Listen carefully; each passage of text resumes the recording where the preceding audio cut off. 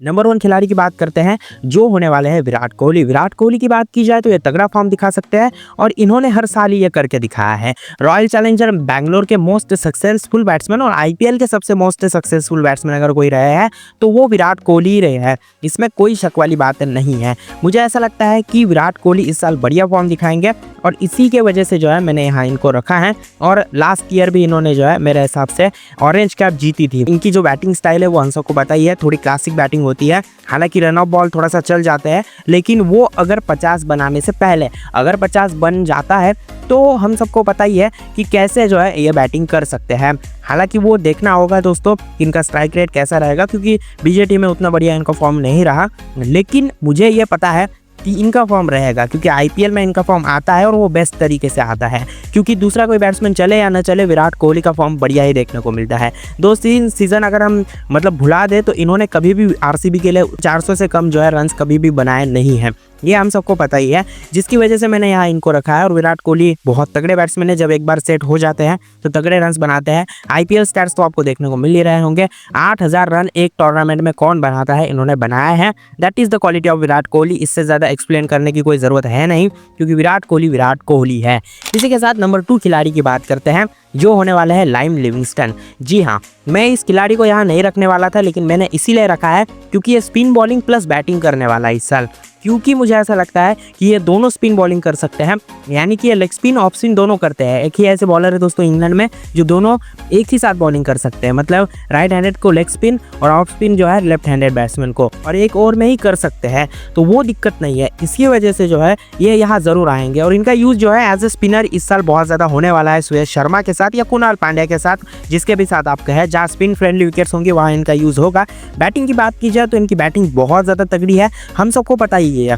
इनकी जो बैटिंग है वो बहुत बढ़िया है, लंबे लंबे छक्के लगा सकते हैं। कम से कम 7 मैचेस में जिताने की हिम्मत ये रखते हैं, क्योंकि जो होम ग्राउंड है ना बेंगलुरु का वो छोटा सा है, फ्लैट पिच है, हम सबको पता ही है, और बहुत तगड़े शॉट्स वहाँ पे लगते हैं, जिसकी वजह से जो है बेंगलुरु के लिए ये बहुत ज़्यादा यूजफुल होने वाला है। इसी की वजह से तो 8 करोड़ इनको दिए, क्योंकि इनको ना वो छोटे से ग्राउंड फ्लैट पिचेस चाहिए, वहाँ ये बहुत तगड़ा फॉर्म दिखा सकते हैं। और ऐसी ही कंडीशंस के ऊपर इनको खरीदा गया है, बेंगलोर ने इनको खरीदा है, तो कहीं ना कहीं वो सोच समझ के ही खरीदा होगा, जिसकी वजह से मुझे ऐसा लगता है कि ये जो है तगड़े फॉर्म में रहेंगे इस साल। इन टॉप 5 खिलाड़ियों में जो है इनको रखना ही था, क्योंकि इनका फॉर्म इस साल बढ़िया होने वाला है, जिसकी वजह से यहाँ रखा मैंने। बाकी दोस्तों इनकी जगह आप किसी को भी कंसिडर कर सकते हैं, जैसे टिम डेविड, जैकब बेथेल, किसी को भी, लेकिन मैंने यहाँ इनको रखा है क्योंकि इनका फॉर्म अच्छा दिख सकता है।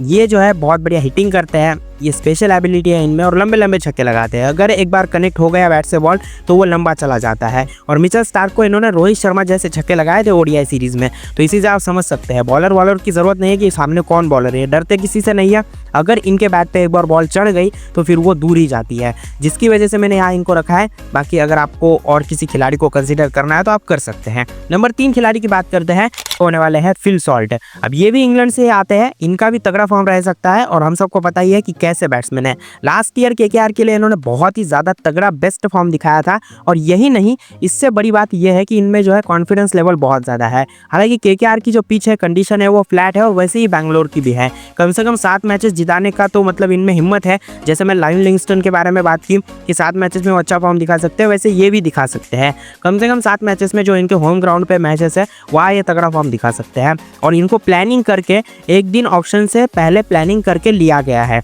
Salt is the destructive batsman plus classic batsman. जब पावर प्ले खत्म हो जाता है तो ये क्लासिक बैट्समैन बन जाते हैं, और जब पावर प्ले शुरू होता है तो ये बॉलर्स की बहुत बढ़िया जो है अच्छे से पिटाई करते हैं। And that is the quality of the Phil Salt. और अभी जो है इंग्लैंड के most successful opener Jos Buttler के बाद बन चुके हैं, और इसकी वजह से मैंने यहाँ इनको रखा है, क्योंकि ऑक्शन में प्लानिंग करके इनको लिया गया। इनको जो है मेरे हिसाब से 12 या 11 करोड़ दिए गए, और एक अच्छे डिस्ट्रक्टिव ओपनर है। हालांकि जो ILT T20 चल रही है वहाँ इतना तगड़ा फॉर्म नहीं रहा है, लेकिन वहाँ भी अच्छा ही फॉर्म रहा है जितने भी मैचेस खेले। और अभी तो हम देखेंगे ही जब ये इंग्लैंड इंडिया सीरीज में जो है हमें देखने को मिलेंगे एज ओपनर T20 में भी और वनडे में भी शायद, तो वहाँ भी हम इनका फॉर्म देखेंगे। अगर वहाँ इनका अच्छा फॉर्म रहता है तो ये जो है बैंगलोर के लिए अच्छा ही फॉर्म दिखाएंगे, ऐसा आपको तभी समझ लेना है। क्योंकि मुझे ऐसा लगता है कि ये तगड़े बैट्समैन है, और ये टॉप 5 की लिस्ट है ना, यहाँ इनका नाम जो है बहुत मतलब ज़रूरी था रखना। क्योंकि फिल सॉल्ट एक तो ओपनर है, ज़्यादा मौके मिलेंगे, बहुत तगड़ी बैटिंग करते हैं, और IPL स्टैट्स जो कि लास्ट ईयर ही, लेकिन उससे पहले भी अच्छे रन बनाया है, जिसकी वजह से मैंने यहाँ इनको रखा है।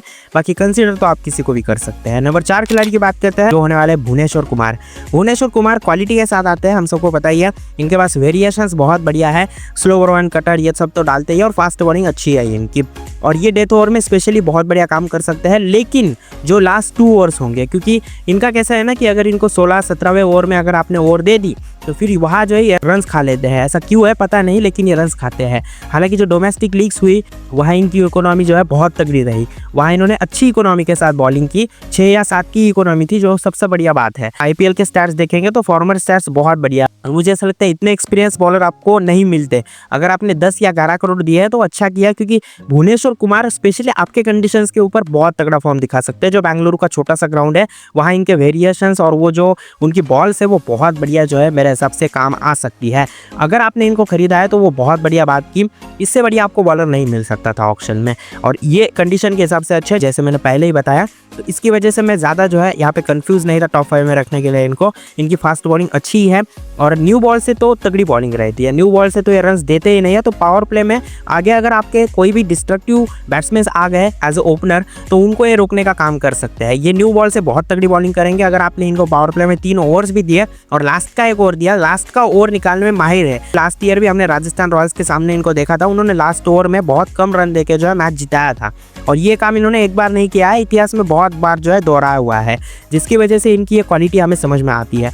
और इसी की वजह से मैंने भुवनेश्वर कुमार को यहाँ रखा है, और ये मेन बॉलर के तौर पर इस टीम में खेलेंगे। हालांकि जॉश हेजलवुड मौजूद है, लाइक टू लाइक बॉलर से दोस्तों, दोनों सेम बॉलर से। भुवनेश्वर कुमार जो एक्सपीरियंस लाते हैं, प्लस इनकी स्विंग, इनकी जैसी स्विंग कोई नहीं दे सकता इंडिया के अंदर, जिसकी वजह से यहाँ इनको रखा है। बाकी आप कंसीडर तो किसी को भी कर सकते हैं। नंबर 5 खिलाड़ी की बात करते हैं जो होने वाले रजत पाटीदार। स्पेशली इनमें जो एक एबिलिटी है वो है स्पिन हिटिंग। इनके जैसी स्पिन हिटिंग इंडिया के अंदर कोई नहीं कर सकता, यह हम सबको पता चली गया है, क्योंकि शायद मुश्ताक अली का जो फाइनल था वो मैंने जो है फुल देखा था, इनकी बैटिंग फुल देखी थी। तो श्रेयस अय्यर जो इनके सामने कैप्टन थे ना मुंबई में, वो इनके सामने स्पिनर ही नहीं लगा रहे थे। 12वें ओवर से लेकर 20वें ओवर तक इनके सामने स्पिनर लगाया नहीं, फिर भी इन्होंने फास्ट बॉलर्स को इतना तगड़ा खेला और बहुत सारे रन्स बनाए। और स्पेशली शायद मुश्ताक अली ट्रॉफी में इनका तगड़ा फॉर्म रहा है, वो भी बेंगलुरु के ग्राउंड के ऊपर ही फाइनल में इन्होंने जो है बहुत बढ़िया नॉक खेली थी, जिसकी वजह से जो है हमें समझ में आता है कि ये फ्यूचर ऑफ द आरसीबी है। अभी विराट कोहली 1-2-3 साल खेलेंगे, हम सबको पता ही है। इसके बाद कौन रहेगा दोस्तों स्टार इस टीम का, वो होंगे रजत पाटीदार, क्योंकि रजत पाटीदार स्पिन को बहुत तगड़ा खेलते हैं, स्पिन हिटिंग इनके पास बहुत बढ़िया है। और श्रेयस अय्यर जैसा जो सक्सेसफुल कैप्टन रह चुके हैं लास्ट ईयर ही, वो इनके सामने स्पिनर नहीं लगा रहे थे, तो कुछ ना कुछ सोच समझ के ही वो ये फैसले ले रहे थे, क्योंकि उनको पता था कि रजत पाटीदार स्पिन को बहुत तगड़ा खेलते हैं। और जब भी आप इनके सामने क्वालिटी ऑफ स्पिन भी अगर आप इनके सामने लाएंगे, युजवेंद्र चहल, रशीद खान, उनको भी ये शॉट्स लगा सकते हैं बड़े बड़े, तो ये क्वालिटी इनमें है, और इसकी वजह से यहाँ इनको रखना ही पड़ा। और यही नहीं दोस्तों, पेस को भी अच्छा खेलते हैं, डेथ ओवर में जो है बहुत ज्यादा जो है बॉलर्स को जो है छक्के लगाते हैं।